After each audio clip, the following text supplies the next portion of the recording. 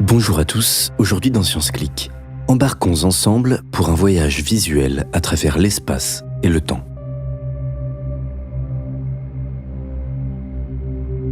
Nous sommes dans l'espace intergalactique. À des milliards de kilomètres de la Terre, nous nous sommes perdus entre deux galaxies voisines. La Voie lactée, la nôtre, et Andromède, une autre galaxie constituée elle aussi de centaines de milliards d'étoiles. Entre les deux galaxies autour de nous, l'espace est presque parfaitement vide, plus vide que dans nos meilleurs laboratoires sur Terre. Mais nous ne sommes pas nulle part. Autour de nous se tisse une trame, l'espace-temps. Cette grille imaginaire, constituée d'une multitude de petites particules, va nous permettre de visualiser l'invisible, de percevoir la géométrie de l'univers et d'en comprendre la dynamique. Mais là où nous sommes, la grille est calme, immobile. Rien ne la perturbe, et si nous lançons une bille, elle avance tout droit, s'éloignant pour toujours à travers le vide. En réalité, la grille n'est pas parfaitement statique. Si on accélère le temps, on constate qu'elle dérive très légèrement comme une rivière qui s'engouffre dans les astres et dont le courant emporte tout avec elle. Les étoiles, le gaz et la matière noire qui composent les galaxies déforment l'espace-temps, tirant le tissu de l'univers dans leur direction. Très lentement, les deux galaxies se rapprochent, et dans plusieurs milliards d'années, bien après notre disparition, la Voie lactée et Andromède finiront par fusionner pour ne devenir plus qu'une.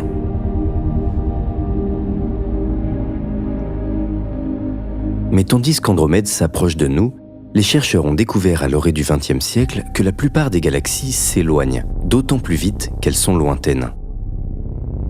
L'univers est en expansion permanente. Comme un tissu qui se détend, la grille gonfle de plus en plus et emporte les galaxies à la dérive. Au fil de cette expansion, la longueur d'onde de leur lumière est étirée et vire au rouge. Nous savons aujourd'hui que cette expansion s'accélère, stimulée par une énergie encore mystérieuse, l'énergie sombre. L'expansion aurait débuté il y a 13,8 milliards d'années. Extrêmement comprimée, ne contenant qu'une bouillie d'énergie en fluctuation, l'univers se serait distendu brusquement pour atteindre des dimensions astronomiques en une fraction de seconde. C'est le Big Bang. Qu'y avait-il avant ? Personne ne le sait vraiment. D'infimes fluctuations devenant gigantesques auraient attiré la matière, la condensant en filaments, en halos, puis en galaxies et en étoiles.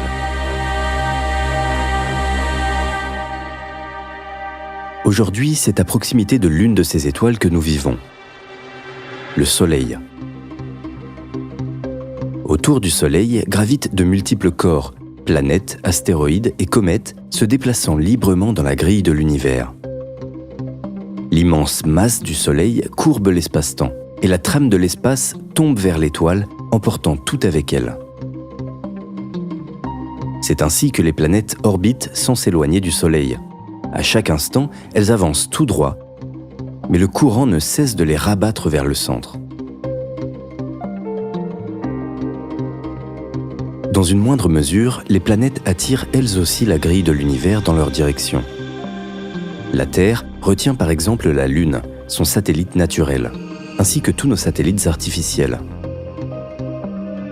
La Station spatiale internationale avance tout droit dans l'espace-temps, mais celui-ci est courbé par la Terre et l'empêche de s'en éloigner.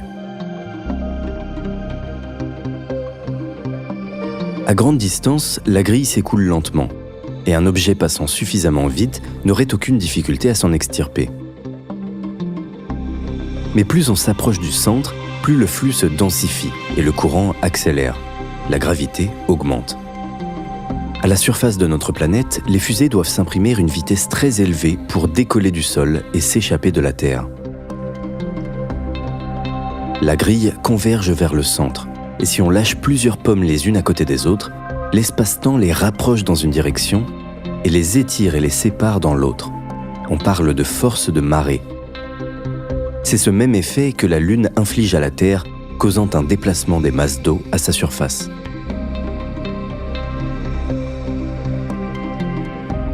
Le va-et-vient des marées est causé par la rotation de la Terre sur elle-même. Alternante entre jour et nuit, elle effectue une rotation toutes les 24 heures environ. Ce mouvement de toute la masse qu'elle contient affecte l'espace-temps et entraîne très légèrement la grille dans sa rotation.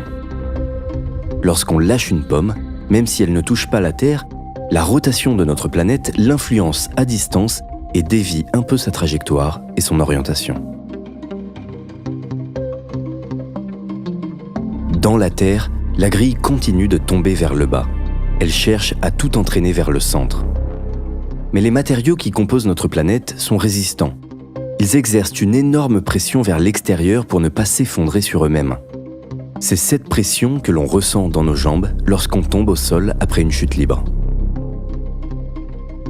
Au centre, la rivière converge, et une bille, si tant est qu'elle supporte l'immense pression du noyau terrestre, y resterait immobile. En arrivant au centre, toutes les particules de la grille continuent leur chemin et repartent en sens inverse, jusqu'à ressortir de la Terre.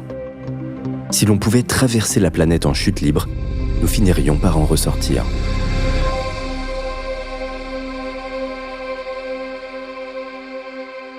Dans 5 milliards d'années, notre étoile finira par s'éteindre. À court de carburant, le Soleil ne pourra plus générer sa pression et résister au flux de la grille. Son cœur s'effondrera sur lui-même jusqu'à former une naine blanche extrêmement dense, alors que son atmosphère se diluera lentement en une gigantesque nébuleuse planétaire. Mais toutes les étoiles ne disparaissent pas de la même façon. À quelques centaines d'années-lumière de là, une autre étoile, super géante, brûle elle aussi ses dernières réserves.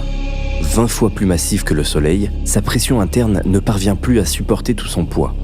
C'est un cataclysme. Le cœur s'effondre et les couches externes rebondissent, explosant en supernova. Au centre, le noyau se comprime de plus en plus jusqu'à former une étoile à neutrons. Elle renferme la masse de 2 soleils dans une trentaine de kilomètres seulement. La grille de l'univers y a tiré si fort que la lumière est entraînée, engendrant d'étranges phénomènes de déformations optiques.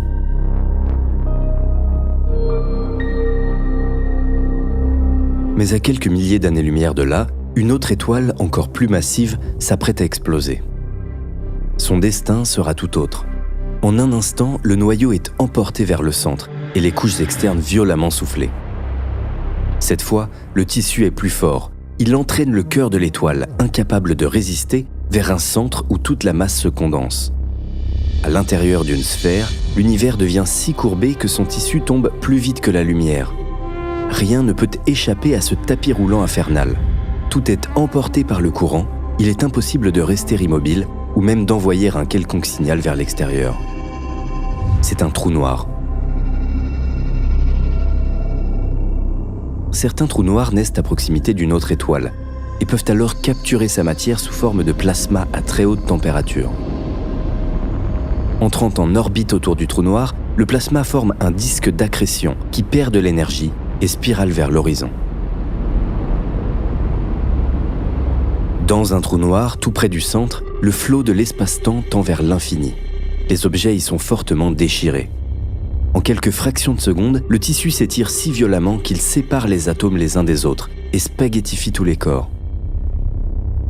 Au centre, là où la grille semble disparaître, nos théories actuelles ne parviennent pas encore à décrire le comportement quantique de l'espace-temps. Mais dans l'univers, rien n'est statique. Et toutes les étoiles en particulier tournent plus ou moins sur elles-mêmes.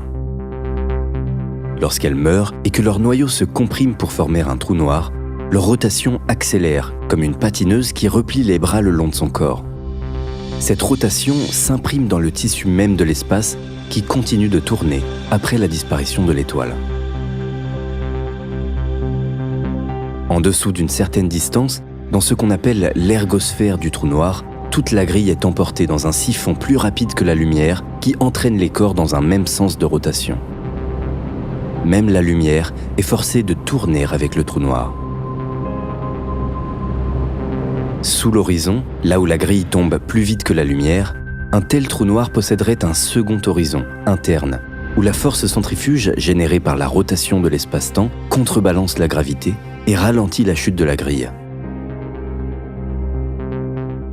En théorie, les mathématiques prolongent ces horizons internes par des trous blancs dont on pourrait ressortir afin d'explorer des univers parallèles. Mais en réalité, l'horizon interne d'un trou noir est extrêmement instable, si bien qu'il n'existe probablement pas. La structure au centre d'un vrai trou noir reste encore mystérieuse.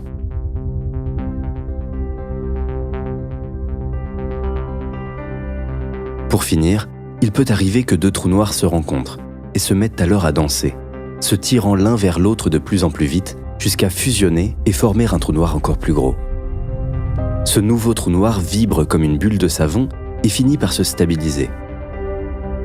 Lors d'un tel événement, toute la trame de l'univers est entraînée par la vibration. Des ondes gravitationnelles plus puissantes que toutes les étoiles observables jaillissent et se propagent à la vitesse de la lumière, courbant et déformant tout sous leur passage. Le 14 septembre 2015, après plus d'1 milliard d'années de voyage, l'une de ces vibrations finit par traverser la Terre. Le temps d'un clignement d'œil, la Terre tremble d'une fraction de la taille d'un atome. Mais pour la première fois de l'histoire, les chercheurs disposent de détecteurs qui parviennent à mesurer ces vibrations. Elles témoignent d'une fusion cataclysmique produite il y a plus d'1 milliard d'années.